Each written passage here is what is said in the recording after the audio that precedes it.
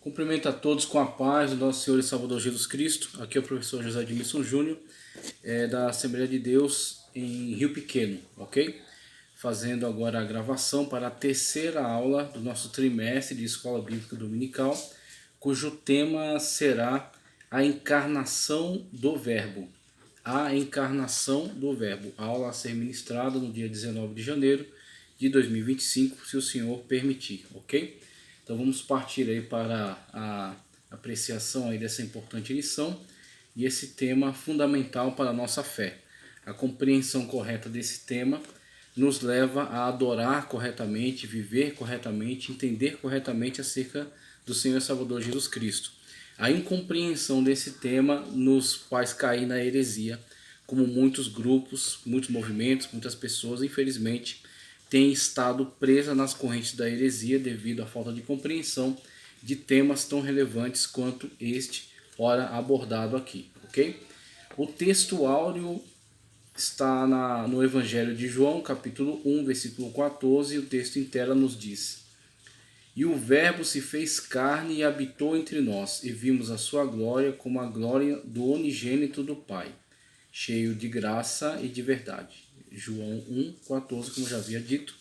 A verdade prática nos diz o seguinte: a vinda do Filho de Deus em forma humana é um fato presenciado por muitas testemunhas, por isso a negação da historicidade não se sustenta.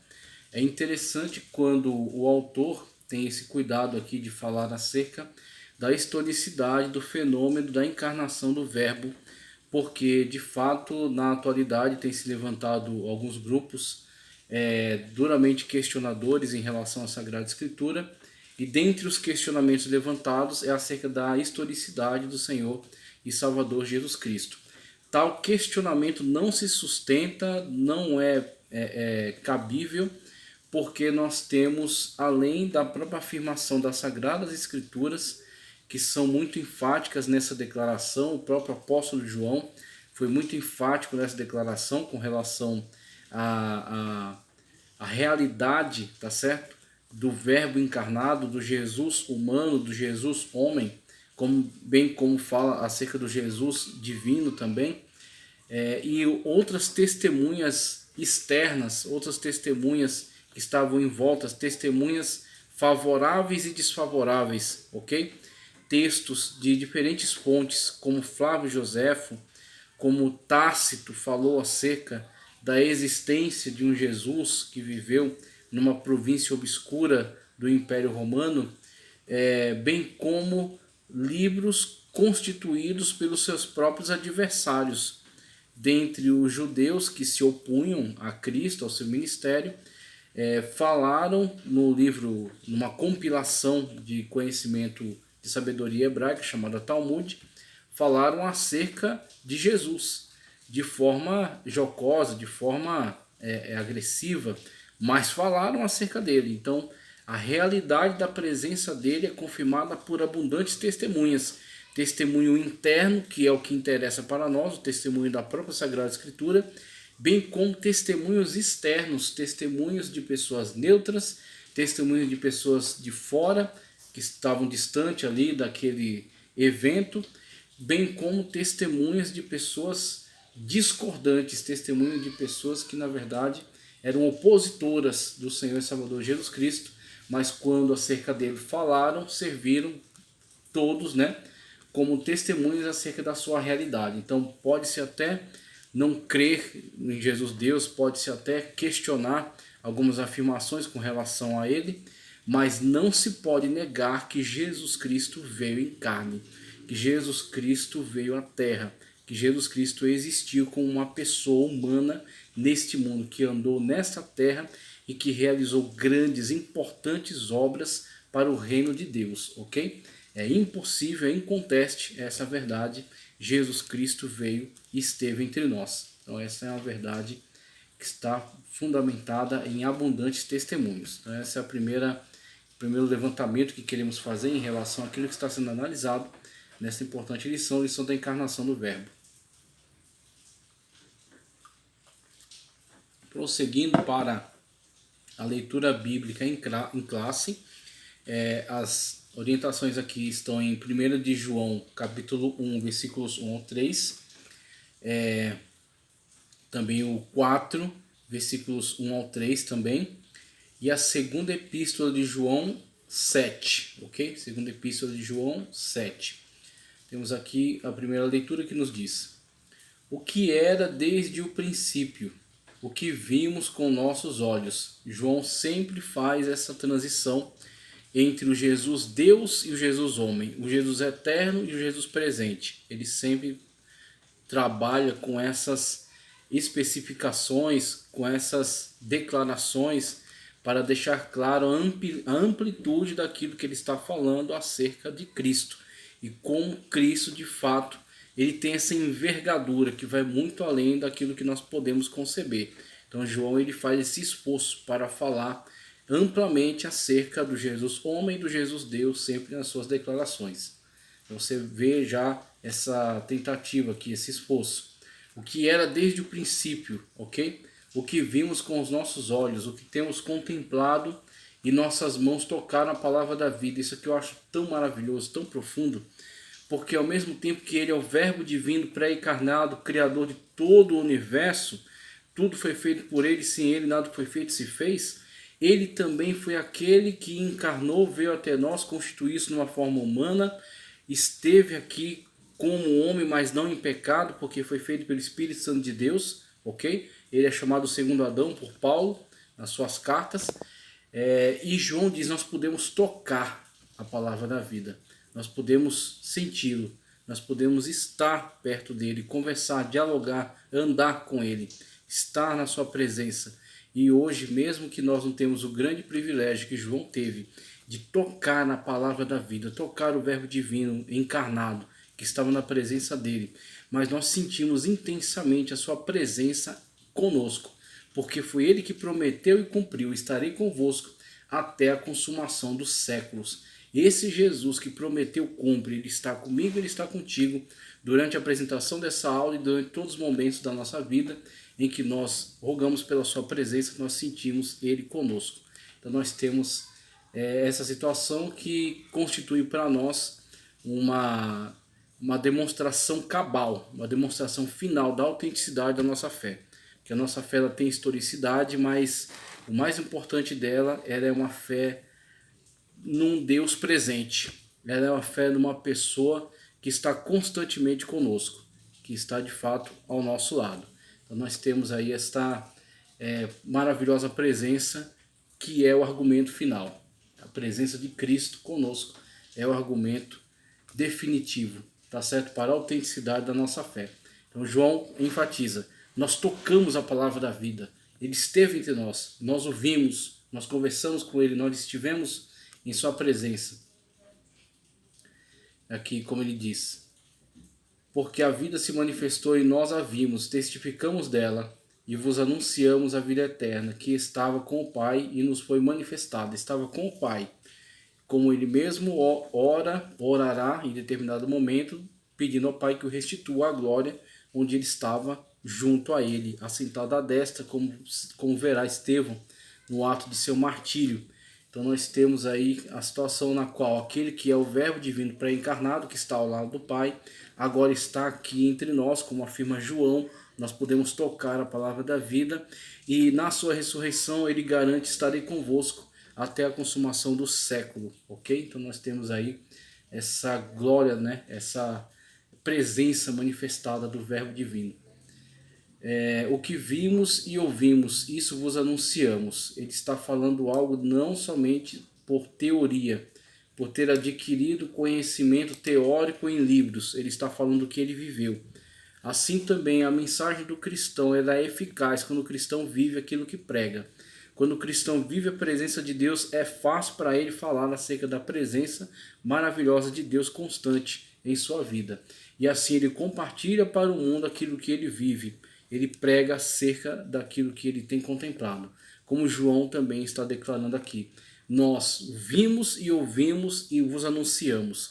Nós estamos falando acerca daquilo que vimos, acerca daquilo que ouvimos, acerca daquele em quem tocamos, acerca daquele que presenciamos. Então por isso que João tinha toda a autoridade na sua pregação devido a essa experienciação, tá certo? Essa experiência pessoal com o Cristo, com o Verbo encarnado. O que vimos e ouvimos, isso vos anunciamos, para que também tenhais comunhão conosco, e a nossa comunhão é com o Pai e com o seu Filho Jesus Cristo. Agora, 1 de João 4. Amados, não creiais a todo espírito, mas provai se os espíritos são de Deus. E aqui nós percebemos João já aflito com as diversas manifestações heréticas que já estavam presentes no seu tempo, na sua época, ok? Antes ainda do ano 100 da era cristã, do século I da era cristã, já o cristianismo sendo assediado por certas heresias perniciosas que queriam desviar o correto entendimento acerca daquele em quem é Cristo, acerca da correta maneira da manifestação do Cristo, da encarnação do Verbo. Então João, já desde essas cartas que ele está escrevendo, levanta esse alerta: não creiais a todo espírito, não seja ingênuo, não vá aceitando tudo que dizem, não vá engolindo tudo aquilo que lhe entregam. Provai os espíritos, analisai, tá certo? Conforme a palavra de Deus, conforme o Espírito de Deus que está em nós, é necessário, é imprescindível a análise, é imprescindível o escrutínio para que nós possamos ter a correta visão acerca daquilo que está sendo proclamado. E assim não venhamos a ser apanhados em ventos de heresias, tá certo? Em ventos de doutrinas falsas que têm arrastado muitas pessoas. Porque já muitos falsos profetas se têm levantado no mundo. E aqui é definitiva a declaração, né? Nisto conheceis o Espírito de Deus. Todo espírito que conversa que Jesus Cristo veio em carne é de Deus. Todo aquele que confessa que Jesus Cristo, todo espírito que confessa que Jesus Cristo veio em carne. Por quê? Era um grande problema na época. Foi uma grande celeuma, foi um grande...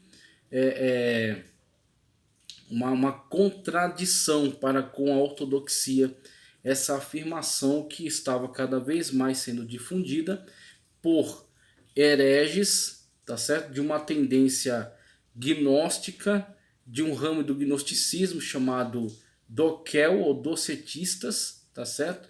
Os docetistas, dentre eles Cerinto, que habitou em Éfeso, cidade esta que é acreditado que João tenha passado o final do seu ministério ali, escrevendo importantes textos ali. Cerinto era um daqueles que levantava essa questão de que Jesus Cristo não veio em carne, e isso tendo como origem ideias, pensamentos, filosofias que afirmavam, que declaravam, por exemplo, que a carne, que a matéria é inerentemente má, tendo sido criada por um ser inferior chamado Demiurgo, que pretendia aprisionar as almas por meio da matéria, e a matéria constituída no corpo. Então o corpo era uma prisão para a alma. Assim, o corpo sendo matéria era inerentemente mal, porque já foi criado como algo pernicioso, algo mal, algo pecaminoso, algo impuro, e assim não era concebível, a partir desse raciocínio, que estava fundamentado em cima de filosofias, misticismos e ideias externas à Sagrada Escritura, não era plausível que Jesus Cristo tivesse encarnado, porque a carne é matéria e a matéria é má.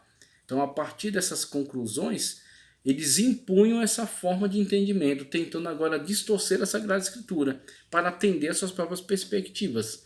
Aí onde você vê o grande laço que é apresentado por meio do ministério exercido por hereges.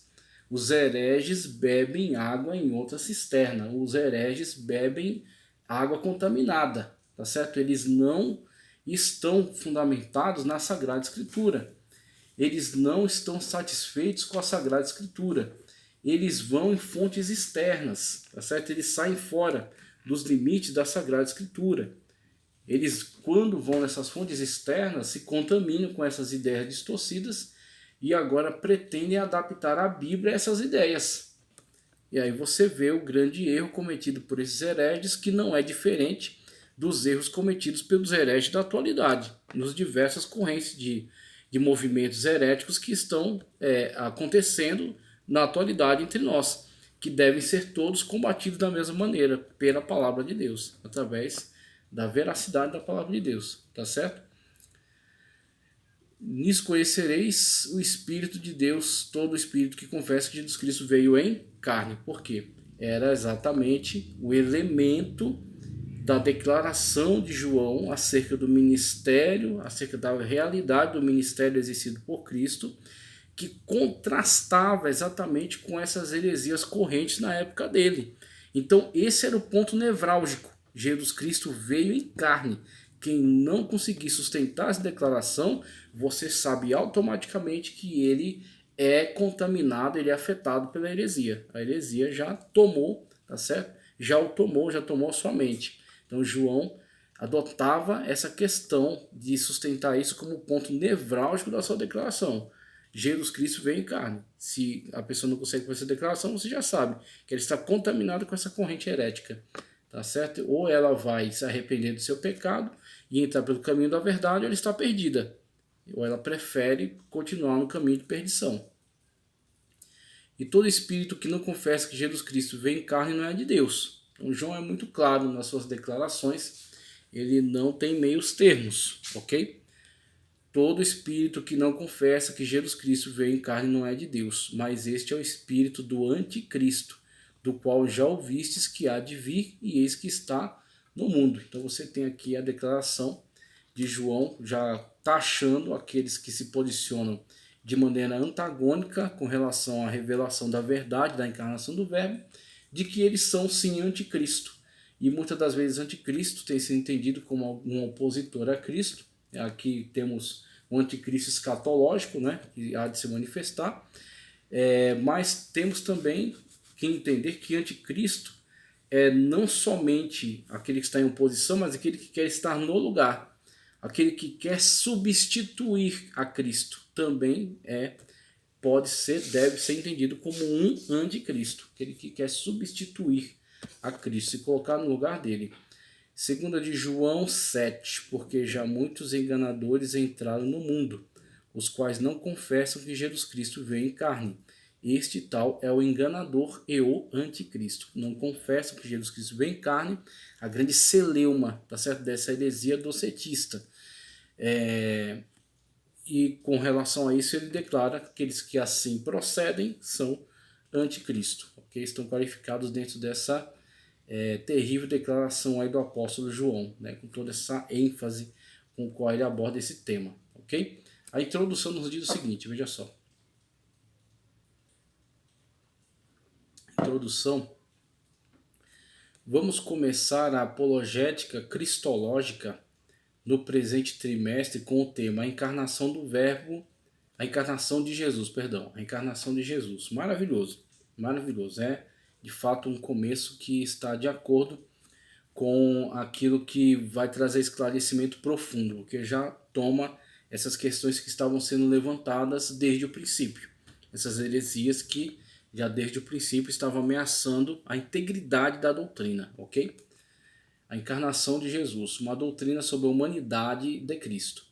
O mesmo apóstolo João, que se empenha em mostrar a deidade absoluta de Jesus, se preocupa também em enfatizar que Jesus viveu entre nós, participou da natureza humana e teve corpo físico humano. A presente lição é uma apologia à humanidade plena. Você percebe que não existe algo que seja superior e inferior. Falar do Jesus Deus não é mais importante do que falar do Jesus homem. Ambos têm a mesma relevância, porque a importância do entendimento de que Jesus é Deus e pode perdoar pecados e é o príncipe da vida e vai nos ressuscitar, ok? E nos garantiu moradas eternas, salvação na presença de Deus, nos inserir na família de Deus por meio da adoção. O mesmo Jesus Deus, que tem todos esses qualitativos e todo esse poder, tem também o tema do Jesus homem, a mesma relevância, a mesma importância. Entender que se Jesus não encarnou, ele não realizou e não concretizou em si o plano salvífico.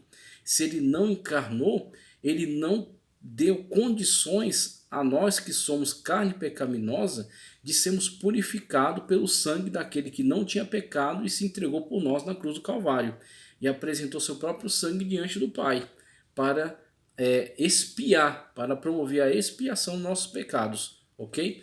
Para promover a nossa redenção. Nós sermos comprados dessas cadeias de condenação do pecado e postos em liberdade diante de Deus, por meio da obra realizada na encarnação. Sem a encarnação não há redenção. Não tem como. E sem ressurreição, tudo isso estaria perdido. Se Cristo não ressuscitou, vós permaneceis nos vossos pecados, como disse Paulo. O tema é tão relevante quanto os dois aspectos, o Jesus divino e o Jesus humano. Os dois devem ser analisados com a mesma urgência, com a mesma importância e defendidos com a mesma ênfase. A encarnação do Verbo, bem como a divindade do Verbo, tá certo? A encarnação de Jesus, como ele coloca aqui. Heresias que negam a corporeidade de Cristo. O que é docetismo, né? De doquel, ou aparência. Ter significa ter aparência. Então, ser aparente, não ser real. Ok? Não é, para o docetismo, um ser real. É um ser aparente. Parece ser carne.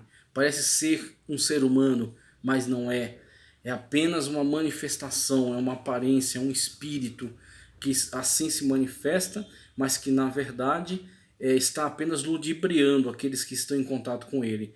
Ele aparenta ser um ser humano de carne, mas ele na verdade é apenas uma manifestação etérea, como eles colocavam, ou um espírito, uma emanação divina, tá certo? E assim manter tudo dentro dessa sua lógica na qual a matéria é má e a carne é matéria. Sendo assim, Cristo não poderia vir de forma material num corpo, de forma corpórea.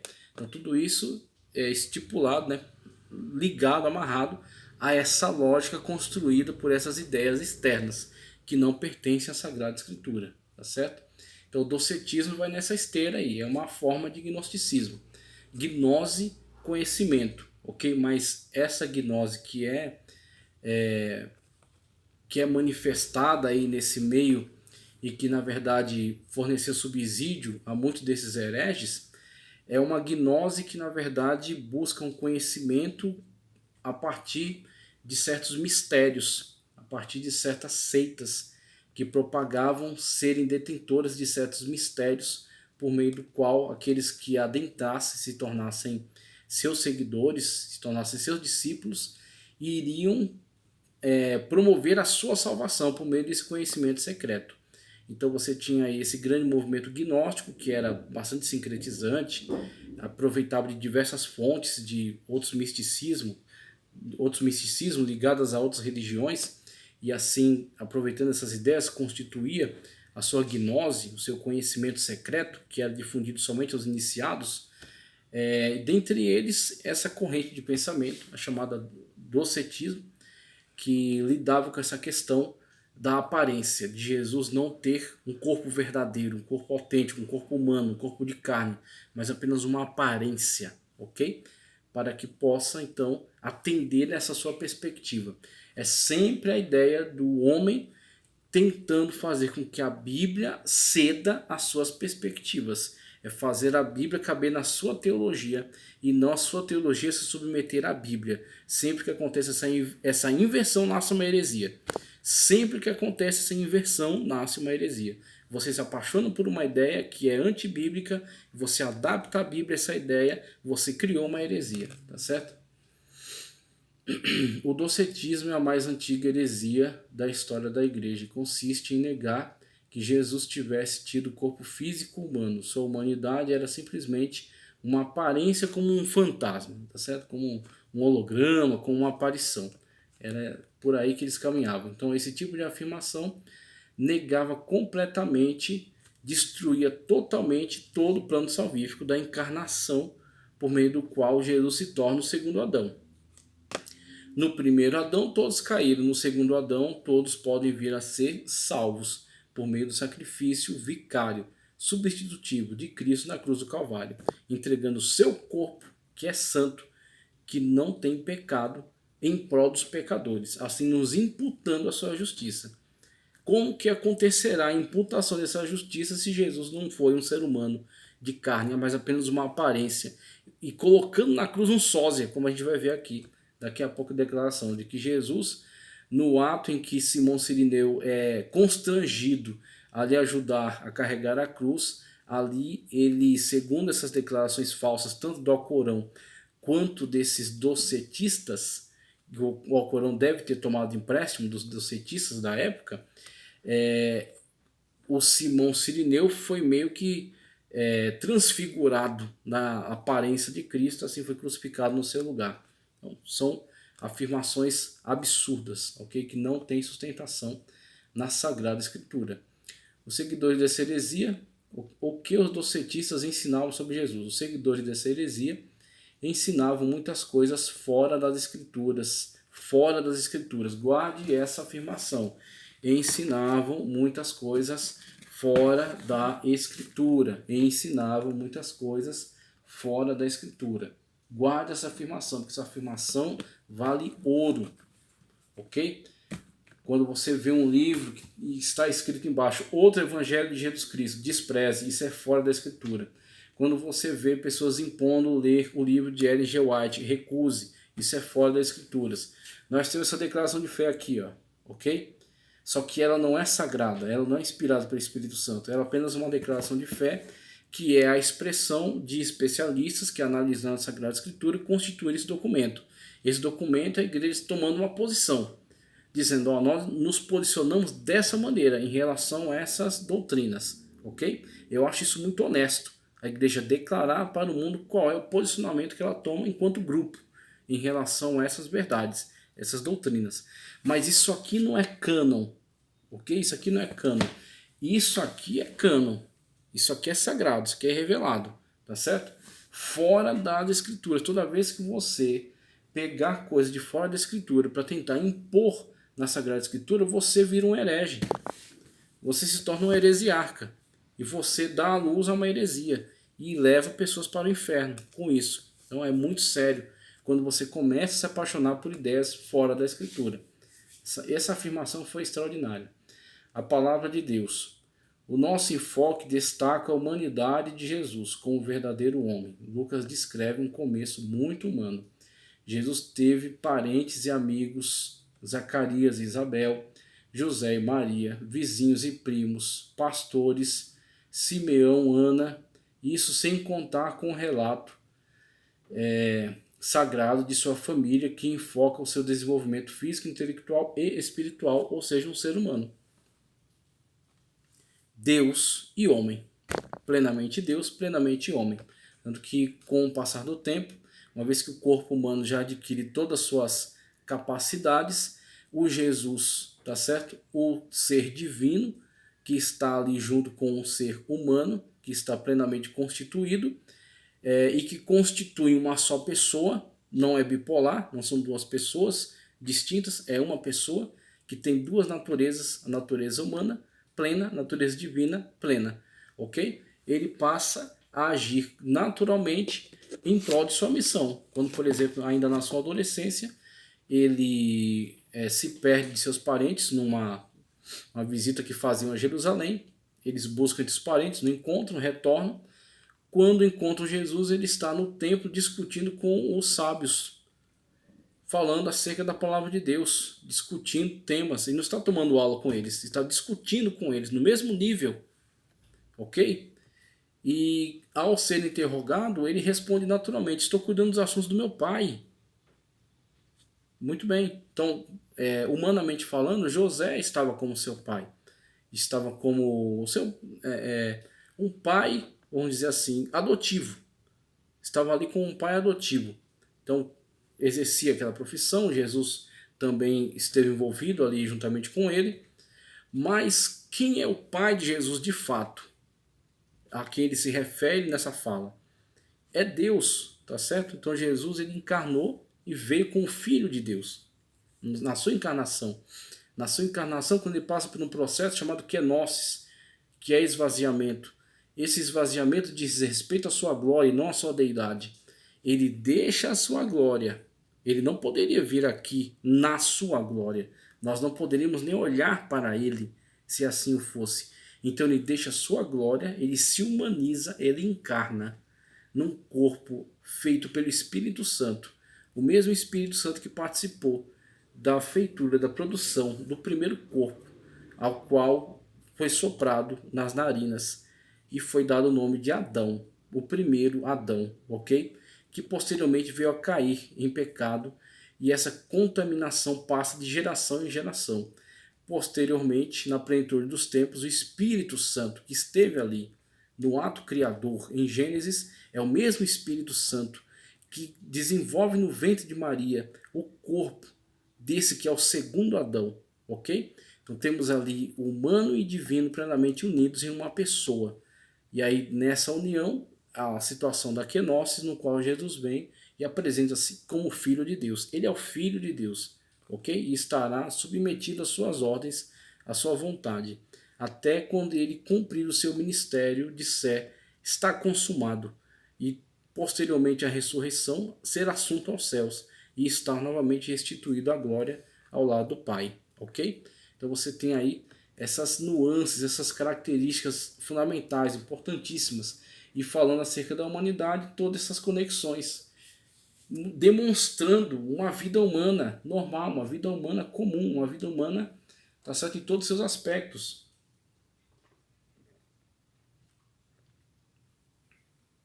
Então isso fica muito claro, é impossível não entender depois desses esclarecimentos, né? Quando você vê essas descrições, conforme está sendo apresentado aqui. Seguindo adiante, deixa eu chegar aqui. Isso, vamos lá. Terceiro subtópico, o que os principais docetas dizem sobre Jesus. 3 dos principais heresiarcas negavam que Jesus Cristo tivesse vindo em carne. Cerinto, que está ligado ao contexto do apóstolo João em Éfeso, negava o nascimento virginal, acerca do qual acabei de dar declarações importantes. Isaías diz, uma virgem conceberá. Ali aplica o termo almar, do hebraico, que para alguns especialistas deixa ambíguo, que pode ser virgem ou jovem apenas.